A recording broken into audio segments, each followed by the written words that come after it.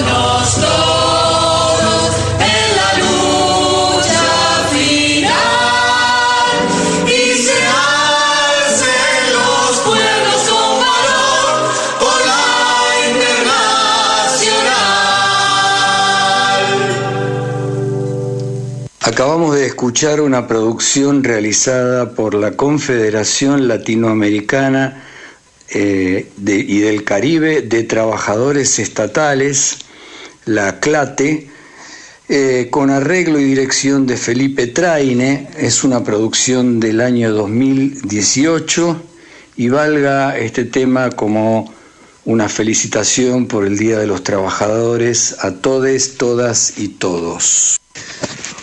Bienvenidos a Tan Lejos, Tan Cerca. Mi nombre es Maximiliano González. Estamos en el programa número 9, que vamos a dedicarlo al cine. El cine es sin duda el arte total del siglo XX, pero en sus inicios, en 1895, no pasaba de ser una curiosidad de feria. Es más, algunos vates le auguraban un futuro breve, casi inmediato. Sin embargo, el cine ha atravesado todo el siglo XX y lo ha condicionado para siempre. Cualquier mirada incluye ya la dimensión cinematográfica, es decir, estamos acostumbrados a las imágenes en movimiento, pensamos y relacionamos cosas a partir de ese modelo que el cine nos proveyó.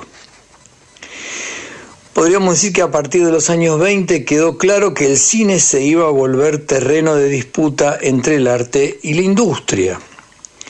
Hacia 1895 lo que se crea fue un aparato, el cinematógrafo. Aunque los Lumière se comportaban ante la cámara filmadora más como fotógrafos que como cineastas. Colocaban la cámara en un lugar, no la movían y no miraban nunca por el visor mientras filmaban. Habrá que esperar hasta 1914 para que David Griffith diera nacimiento a un nuevo lenguaje, que es el lenguaje del cine. ¿De qué está compuesto? Pues de encuadre, de toma y de montaje. En su película El nacimiento de una nación del año 1914. Había nacido entonces una nueva forma de lenguaje compuesto de estos elementos que acabo de nombrar. Se incorpora así la idea de que la película ya no se define por lo que se filma solamente, sino que habrá que, una vez filmada, cortar, pegar y reordenar el material filmado para obtener la película que se desea. De esta manera, el orden de la filmación es la forma en que se va a ver la película y que va a ser reorganizada a través de la sala del montaje. Se creyó que el cine estaba conectado con la realidad y esto de alguna manera viene de la mano de algunos cortos de los Lumière, como La salida de la fábrica, Los jugadores de cartas, La llegada de un tren, que podríamos decir son protodocumentales, o sea, son el comienzo de esa corriente cinematográfica que es el documental.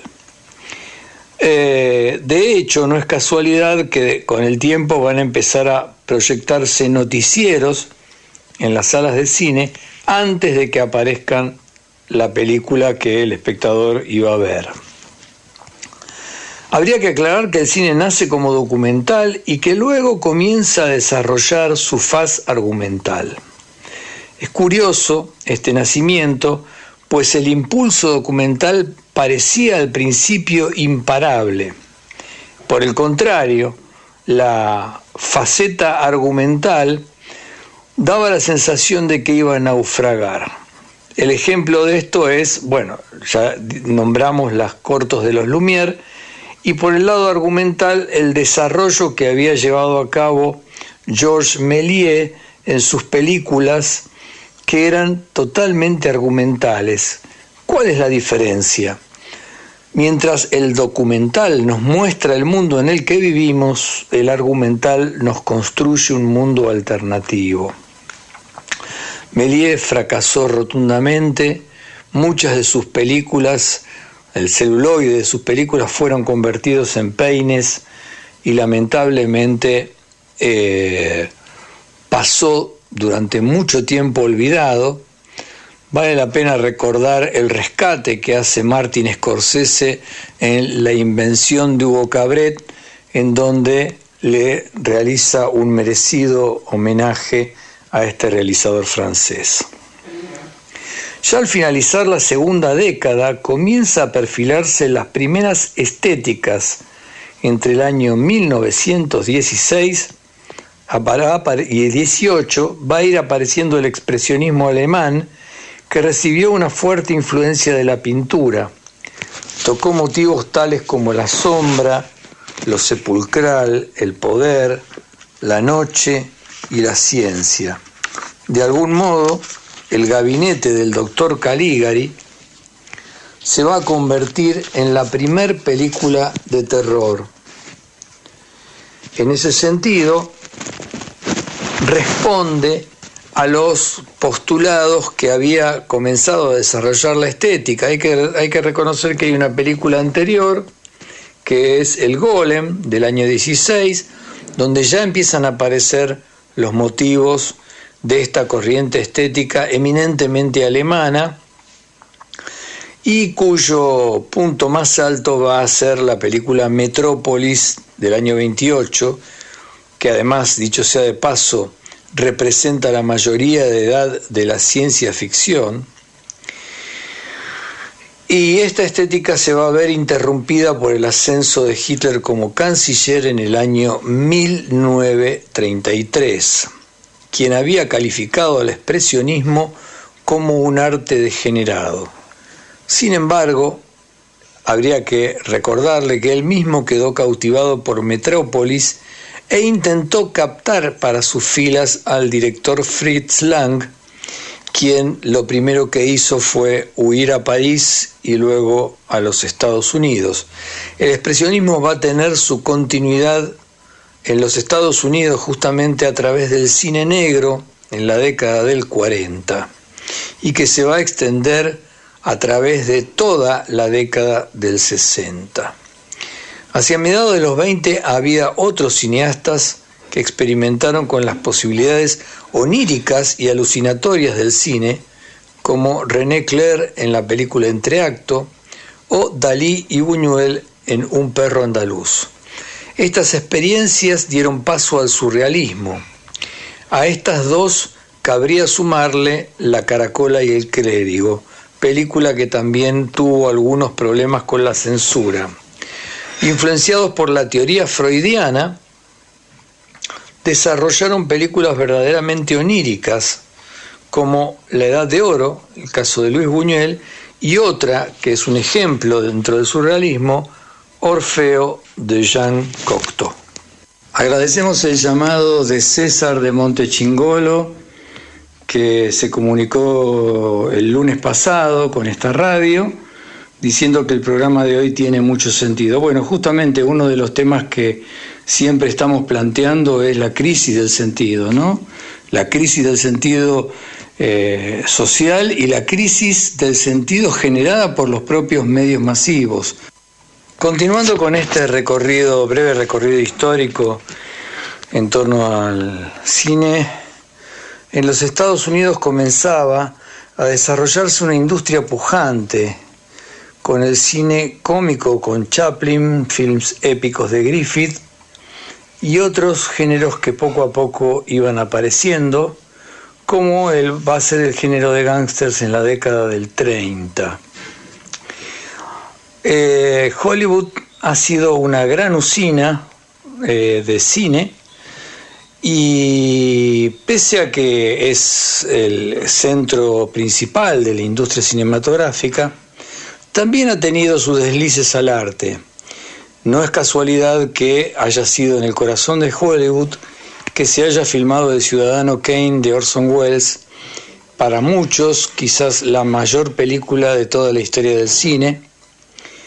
Otros hablan de Vértigo de Alfred Hitchcock, pero bueno, es un debate aparte. Lo cierto es que tendríamos que tener en claro que si bien Hollywood es en general industria, esto no implica que no exista la posibilidad de algunas manifestaciones artísticas dentro de esa enorme usina. Mientras tanto, en Rusia había una revolución que se desataba en plena Primera Guerra Mundial. Lenin, para comunicar lo que ocurría al pueblo, es decir, al territorio enorme que abarcaba por ese entonces Rusia, más de 20 millones de kilómetros cuadrados, lo que se le ocurrió es despachar trenes con proyectores al interior de aquel inmenso país. Con este proyecto logró finalmente que la revolución triunfara. El afianzamiento de la Unión Soviética comienza entonces a desarrollar una nueva estética que va a ser la del realismo socialista. Y entre los realizadores principales de esta estética lo tenemos a Dziga Vertov, autor de uno de los mejores documentales como fue El hombre de la cámara, cuya particularidad es que lo que hizo Vertov fue trabajar con material de descarte del cine y realizar un prodigioso montaje con ese material. Por su parte, Pudovkin dirigió la famosa novela de Máximo Gorki, La madre, dicho sea de paso, texto señero de la Revolución Rusa, y el mayor exponente de esta corriente fue Sergei Eisenstein, que en el año 1925, o sea, al cumplirse 20 años del levantamiento de los marineros del Potemkin contra sus oficiales, estrena El acorazado Potemkin. Luego también Iván el Terrible ya más adelante, ¿no? Cerca de la década del 40. Esta estética tiene una impronta histórico-documentalista que se combina además con enormes innovaciones en el terreno del montaje. De hecho, Eisenstein crea lo que se llama el montaje de choque, que se ve implementado fundamentalmente en el acorazado Potemkin. En la posguerra, ya en Italia, aparece lo que podríamos denominar un cine pobre, que busca sostenerse en la memoria de los horrores de la guerra. El desempleo, los dramas sociales son sus temas destacados. Dentro de la corriente de directores que siguió a esta estética, tenemos que diferenciar tres actitudes distintas. Rossellini, en Roma Ciudad Abierta, busca despertar la ira del espectador frente a las atrocidades del ejército nazi. Vittorio De Sica despierta la piedad en Milagro en Milán, y Luchino Visconti la reflexión en La tierra tiembla. El neorrealismo va a desarrollar una estética basada básicamente en las problemáticas individuales de las clases más necesitadas, y es De Sica, a través de una trilogía, El lustrabotas, El ladrón de bicicletas y Humberto D., que es una película sobre un jubilado pobre, o sea, las tres edades y las penurias económicas a lo largo de esas tres edades. Existe un género musical que es el llamado soundtrack, que tiene que ver justamente con el cine. En las bandas sonoras la música se ve también, o sea, tiene una impronta visual que justamente se relaciona con el origen de esos sonidos. O sea, el compositor lo que hace es mirar la película, y a partir de esa observación, de ese visionado, es que va a componer la música correspondiente. A lo largo del programa vamos a escuchar los soundtracks de, primero, El vientre de un arquitecto, de Peter Greenaway, luego de Corazón de cristal, película de Werner Herzog, y esto cierra con El tercer hombre, de Carol Reed.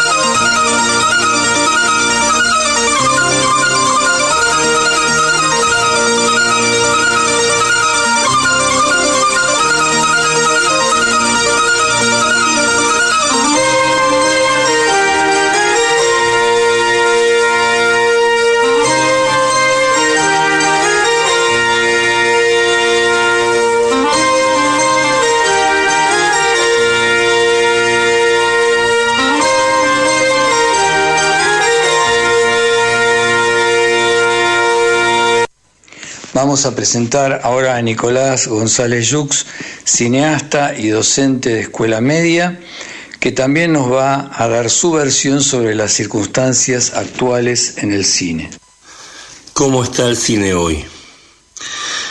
Una pregunta que yo empezaría diciendo que arranquemos hablando de 2019 hasta el día de la fecha 2022, que nos sigue atravesando la pandemia a nivel mundial. Y yo dividiría en dos el tema del cine: las plataformas streaming, o en tres: la televisión y el cine propiamente dicho en su hábitat natural, con las pantallas de las dimensiones que los realizadores, los directores y los productores se imaginaron.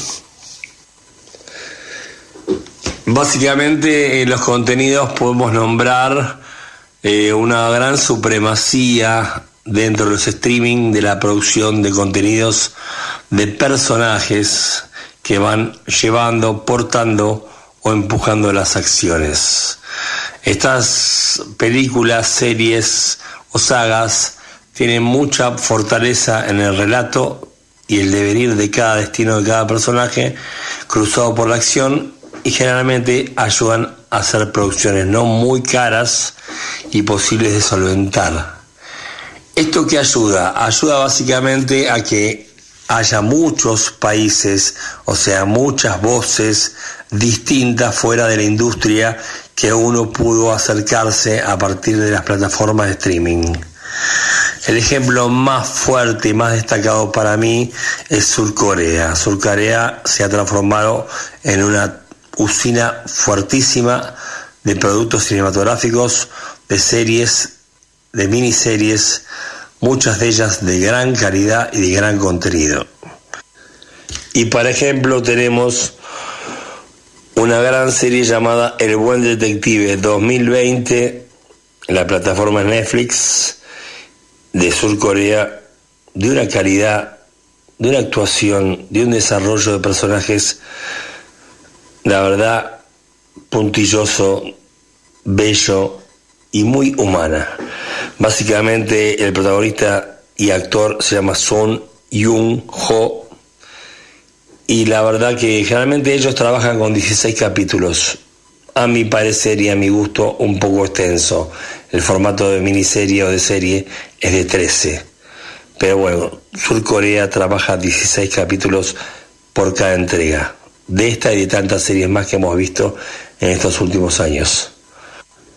Es muy interesante como en las series y cine de Surcorea es fundamental que estén los personajes cada mínimo media hora comiendo. Siempre comparten comidas como un acto ritual, como un acto de diálogo, como un acto netamente humano. Se avecinan, por supuesto, de acá al futuro, muchas más producciones surcoreanas, de China, de todo el mundo oriental, sin olvidarme del mundo hindú o de la India. Y tengo que incluir también al nuevo cine y expresión audiovisual de Escandinavia, tanto Dinamarca, Suecia como Noruega. Son tres grandes realizadores y productores de contenidos que honestamente me han sorprendido y muy bien. Les voy a dejar para ahora, para el fin de semana, para la semana, una pastilla, una película que les recomiendo. Se llama Justicieros. Es del año 2020, origen Dinamarca. Es un policial negro con algunas salpicaduras de comedia, muy encantador, rodeado de personajes entrañables que la verdad te sorprenden minuto a minuto.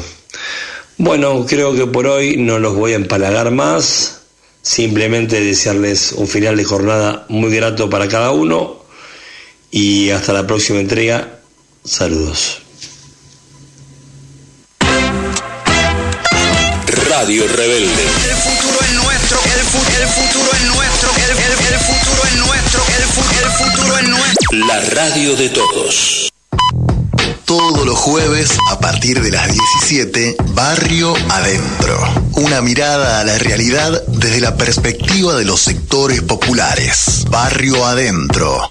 Jueves, de 17 a 19. La política, la actualidad, lo social, lo cultural, lo artístico, desde los ojos del barrio. Conducción, Diego Molinas, y la participación de muchas y muchos que desde los territorios le dan voz al barrio. Nos encontramos Barrio Adentro. Yo nací en este país, un programa de Daniel Galazo y Rosana Pulido, que rescata lo más profundo del ser argentino y latinoamericano. Todos los martes a las 5 de la tarde, Yo nací en este país. Desde niño aprendí que patria es memoria y sueño bajo la piel. Tan lejos, tan cerca. Un programa que le saca las joyas y el traje de gala a la cultura y la sumerge en el barro humano de lo político, que rechaza el sillón de la alta burguesía en su salón dorado para caminar con el nervio vivo de lo social. Por Radio Rebelde, AM740, tan lejos, tan cerca. Los lunes, de 17 a 18. De lunes a viernes, a las 7 de la mañana. 7.0, buenos días. Radio Rebelde, una vez más la bienvenida. El punto de partida, la agenda informativa, libre y nunca cautiva. La voz de Luis del Día, Javier Vicente y un equipo de liga. Delegan voz esta consigna y derriba. Mentiras que tiran miras de la oligarquía. No se la van a llevar de arriba. Resistencia, evitando el ablande. Que el pueblo sea el soberano que mande. Alimentando estas ondas que se expanden. 7.0, despierta la patria grande. No se gobierna el país con chamullo. Sin chamullo, comunicación popular, comunitaria y contrahegemónica. Jorge Pardés, Adriana Cerdín, Gustavo Cano. Todos los lunes, de 15 a 17. Radio Rebelde, AM740. Periodismo popular, sin chamullo. Radio Rebelde, AM740. Volvé a escuchar las entrevistas de La Rebelde en nuestro nuevo canal de YouTube. ¿Cómo? Búscanos en YouTube como Radio Rebelde AM740. Te suscribís y ayudas a que La Rebelde siga creciendo. Radio Rebelde AM740, ahora en YouTube. Comprender y pensar el arte del siglo XX es un curso de 12 clases coordinado por el profesor Mariano Levat. Se trata de un recorrido por los diferentes movimientos y vanguardias artísticas desde el fauvismo hasta la actualidad. Informes e inscripción 15 40 64 35 22. La página de Daniel Loisis, todos los lunes de 15 a 17 horas. Un programa de espectáculos como los de antes. Cine, literatura, teatro, televisión, poesía, música clásica, bandas sonoras de películas y viejas series de TV, entrevistas. Conduce Daniel Loisis.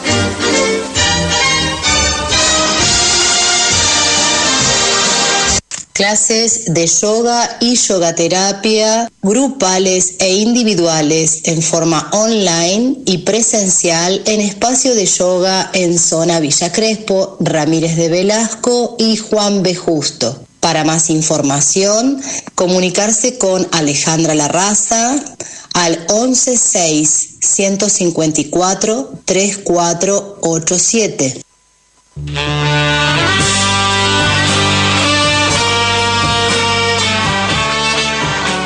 Finalmente, en la Francia de fines de la década del 50 va a surgir la quinta estética más importante de la historia del cine, que es la Nouvelle Vague o Nueva Ola, una estética que promueve, por un lado, la libertad de los directores, pero que básicamente se asienta en la memoria, y esto quedó como marca prácticamente del cine francés, es decir, que es un cine sobre la memoria. Truffaut hace su debut con una película sobre la niñez, Los 400 golpes, en la que denuncia las infancias abandonadas. Jean-Luc Godard homenajea al cine negro, más precisa y específicamente al cine de Humphrey Bogart en Al final de la escapada y Sin aliento, que supuso el debut nada menos que de Jean-Paul Belmondo. Y Alain Resnais denuncia el horror tecnológico de las bombas atómicas sobre Hiroshima y Nagasaki y los combina con la memoria remota y doliente de los horrores en plena Segunda Guerra Mundial. Esta estética ha tenido gran importancia, pues quedó como sello de lo que va a ser en adelante el cine francés. A todo esto, la agresividad de Hollywood con respecto a las producciones resulta imparable. La puja entre el arte y la industria se ha resuelto en favor de esta última, y no es casual que Godard decrete la muerte del cine en los años 90.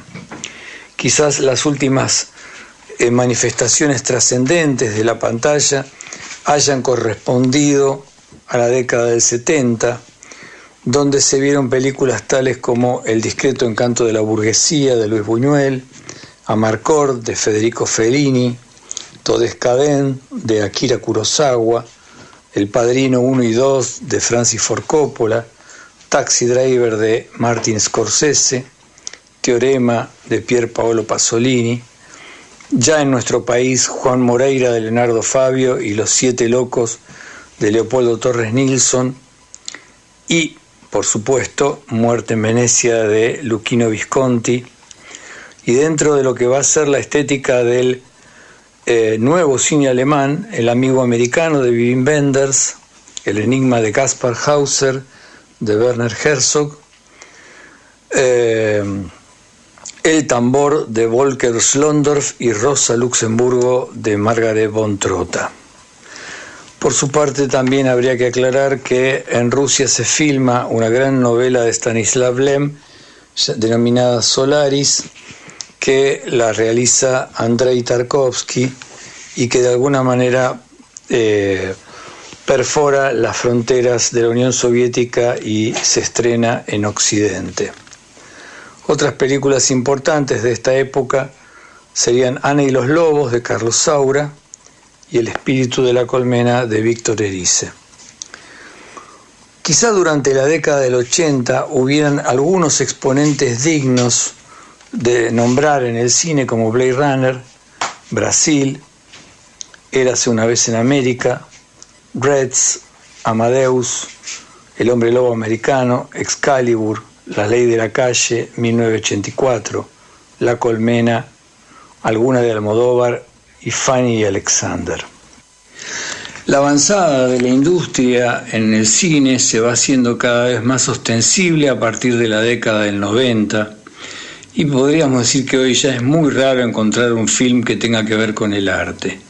Baste ver, por ejemplo, un programa de una cartelera de cine de mediados de la década del 70 y compararla con una cartelera de cine de nuestros días. Hoy casi no hay películas dedicadas al arte, y si hay, aparece una por año con mucha suerte.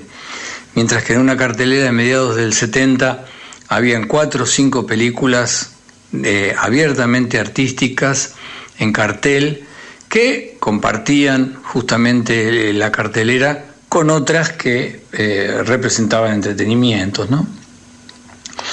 El cine hoy responde a las demandas del gran público, y el gran público ha sido de alguna manera disciplinado por la industria para ver, podríamos decir, cosas muy parecidas. Hay una marcada y, a mi juicio, negativa tendencia a lo que yo llamaría un cine de superhéroes, que reitera hasta el hartazgo un mismo formato. Es cierto que hubieron excepciones, como fue el caso de Batman, Caballero de la Noche de Christopher Nolan, pero la usina no para. Se ha reversionado 3 veces El Hombre Araña, 2 El Increíble Hulk, no sé cuántas ya Batman, Se trata de un cine de entretenimiento que no conmueve ninguna estructura y que lo que hace es replicar, un poco como decía la Escuela de Frankfurt cuando se refería a la industria cultural, objetos de consumo que son muy similares unos con otros. En estos últimos tiempos, podríamos decir las 2 décadas que hemos atravesado del siglo XXI, uno de los directores más destacados, más sobresalientes y que más, podríamos decir, se ha diferenciado de lo que es el cine estandarizado, el cine común y corriente, es el napolitano Paolo Sorrentino, director de La Gran Belleza, Juventud, El Divo y otras.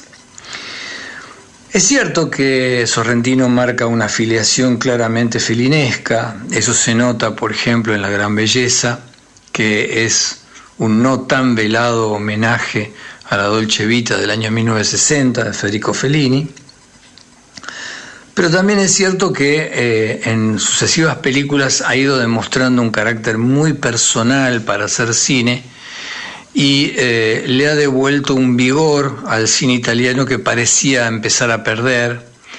Y esto es lo que ocurre hoy, lamentablemente, ¿no? Tenemos unas cinematografías que todas son parecidas.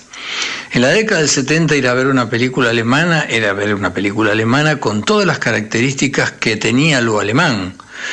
Lo mismo una italiana, o una francesa, o una inglesa, o una rusa, o del norte de Europa, escandinava. Hoy en día todas esas películas se parecen demasiado y han perdido su propia singularidad. Esto es el efecto de la industria, ¿no? Es decir, la pérdida de las identidades cinematográficas de las respectivas nacionalidades. Y lo que tiene de bueno el cine es que el cine es como una enorme vidriera al mundo de costumbres, de hábitos, de espacios, de lugares diferentes, de modos de comportamiento. Y si eso es estandarizado, en definitiva lo que ocurre es que estamos viendo siempre lo mismo, o que en una supuesta diferencia descubrimos el enmascaramiento de lo igual, que es lo peor que puede ocurrir en cuanto al cine. Es muy probable que el cine se llegue a convertir en una pieza de museo en no demasiado tiempo. Como decía Godard, el futuro del cine está en su pasado.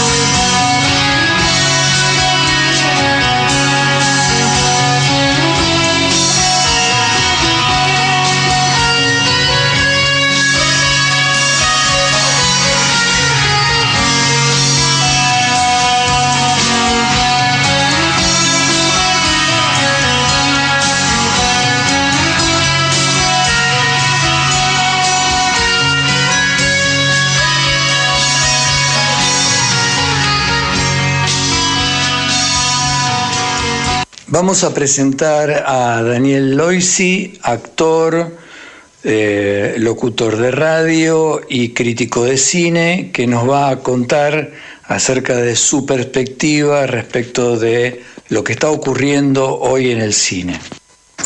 Yo creo que el cine está pasando por uno de los peores momentos en la historia del cine, ¿no? En la Argentina y en el mundo también. Yo creo que el tema de las plataformas, el tema de las costumbres de la gente, el tema económico, no se puede cobrar lo que se cobra en estos momentos una entrada de cine. Yo el otro día fui a ver un par de películas y había 2 personas en una y 15 en otra. O sea, es muy difícil sostener el cine hoy. Pero más allá de todo eso, yo creo que el cine terminó a finales de los años 70. Fueron los últimos aires de oxígeno que tenía el cine, para mí. Terminó el cine de autor, terminaron las grandes historias, las grandes actuaciones. Obviamente hoy hay excepciones y hay alguna que otra película interesante y alguna que otra actuación interesante, pero creo que se ha nivelado para abajo. Aparecen el mercado que domina Estados Unidos, que no permite acá en la Argentina que llegue mucho cine europeo, por ejemplo, y está dominado casi todo por los superhéroes. Es muy difícil el panorama del cine. No se puede sostener una entrada de 1.000 pesos, más de 1.000 pesos en algunos casos, y la gente cambió las costumbres también. Fíjense que está Netflix, Amazon, Accord, HBO Max, todas las plataformas, y muchas de las personas han cambiado la costumbre, prefiere quedarse en la casa, prefiere pedirse, no sé, por teléfono, traerme una grande mozzarella, una cerveza, se quedan en la casa. Algunos se han armado un cine completo en la casa con un sistema de parlantes impresionante. Yo mismo lo he visto y me han dicho, no, yo no salgo, yo me quedo acá. ¿Para qué voy a salir?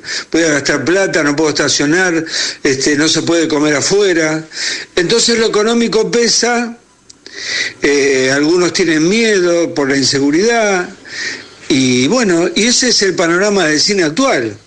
Pero más allá de todas esas circunstancias como lo económico, lo social, el cine ha perdido autoridad, digamos. Es muy malo el cine que se ve, muy flojo el cine que se ve, y no solamente en nuestro país, sino en todo el mundo. En todo el mundo. Solamente pensemos en autores como Fellini, como Visconti, como Truffaut, Bergman, los grandes directores. Prácticamente hoy el cine de autor está desaparecido. No hay. Y son peliculitas. Analicemos las candidaturas al Oscar. Son peliculitas. No pasa nada. O sea, yo creo que en todos los niveles se ha nivelado para abajo, ¿no?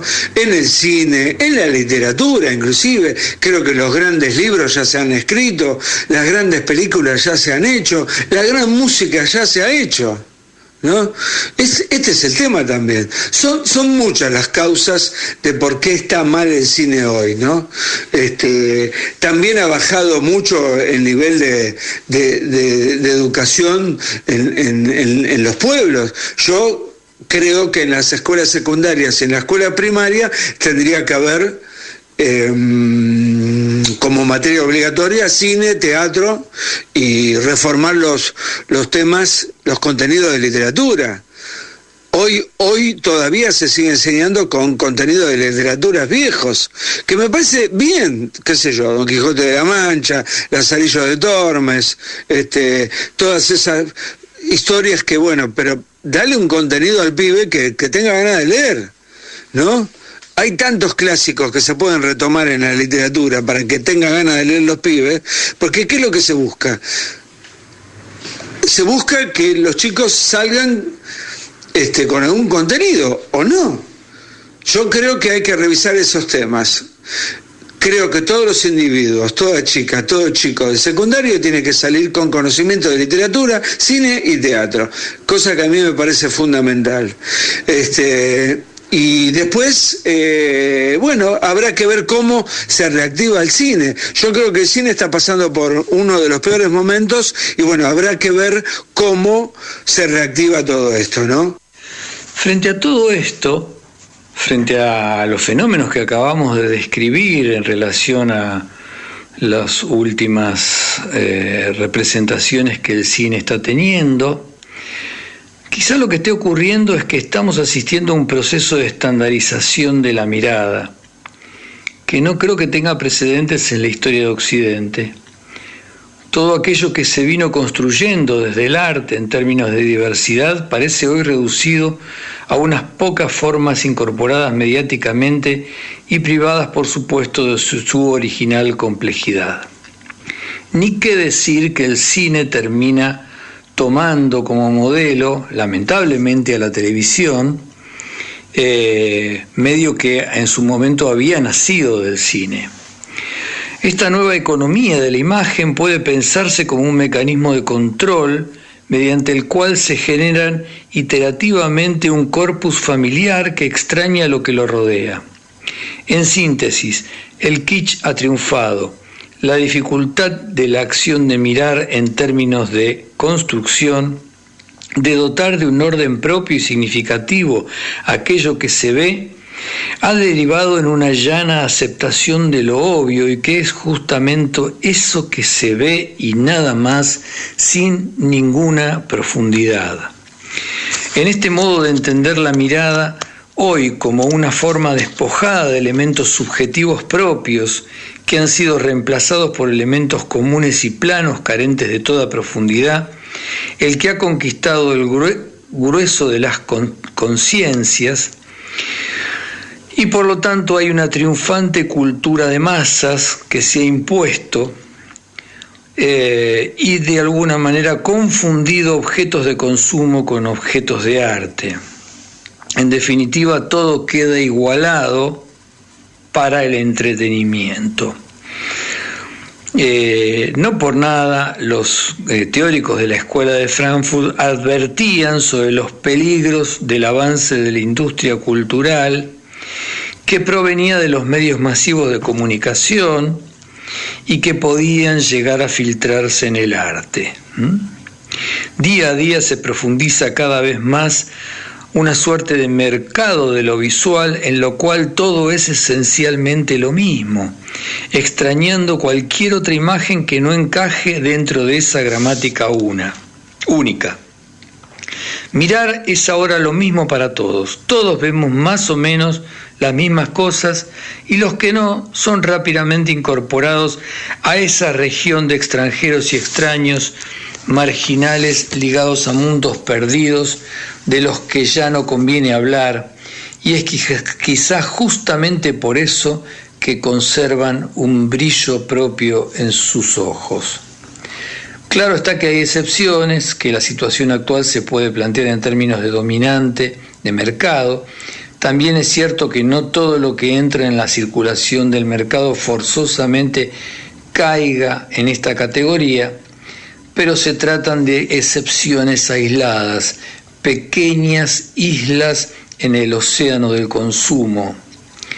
Este recorte de lo extraño que tácitamente pero de manera continua efectúan los medios ha llevado al extrañamiento paulatino de ciertos textos fílmicos que comulgaron con la noción hoy pasada de moda del cine de autor, que de alguna manera había enarbolado Truffaut a fines de la década del 50 en el seno de la Nouvelle Vague. ¿Qué es el cine de autor?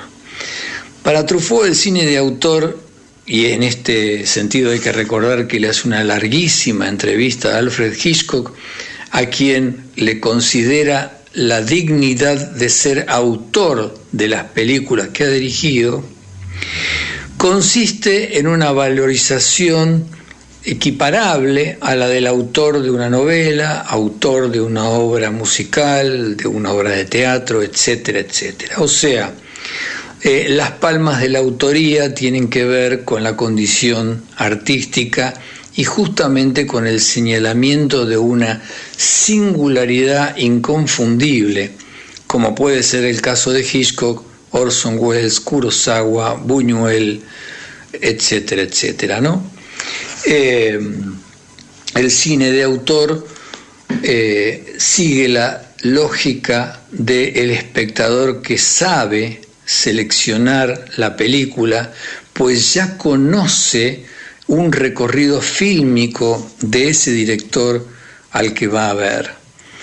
No hay allí un gesto ligado al entretenimiento, sino más bien la intención de ir construyendo desde el lugar del espectador un recorrido, siguiendo el recorrido de un estilo para poder interactuar con él, porque justamente ese estilo es la marca o el sello del autor en cuestión. Hay un caso en la historia del cine que creo que vale la pena remarcar y subrayar, que es el caso del realizador Alfred Hitchcock, cuya cinematografía podríamos decir que creó el cine de suspenso y además creó una nueva forma de concebir el cine. Cuando se le pregunta a Hitchcock qué es el cine, él contesta 200 butacas llenas. ¿Qué significa esta respuesta? Bueno, básicamente la idea de incorporar al espectador dentro de la trama. ¿Cómo es que logra esto Hitchcock?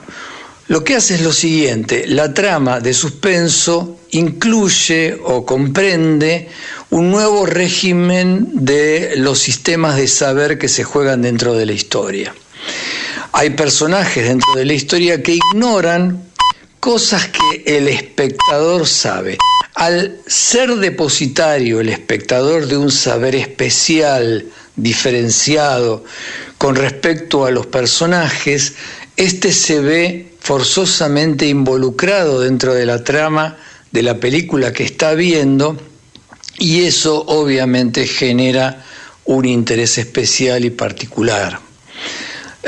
Así que ese es el gran hallazgo que tuvo Alfred Hitchcock, quien en una Inglaterra predominantemente anglicana era cristiano, era católico, y esto es un comentario muy risueño de Guillermo Cabrera Infante, uno de los más grandes críticos del cine que hubo en la historia, y que de alguna manera este dato, su catolicismo, está presente en sus películas a través de un tema que va a atravesar toda su cinematografía, que es el tema de la culpa.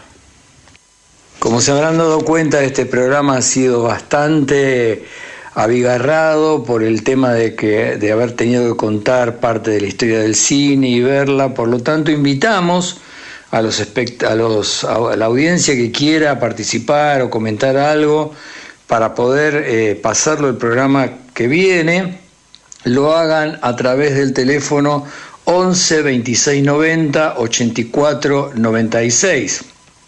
Repito, 11 26 90 84 96. Muchas gracias. Hemos completado el primer programa dedicado al cine, van a ser en total 3.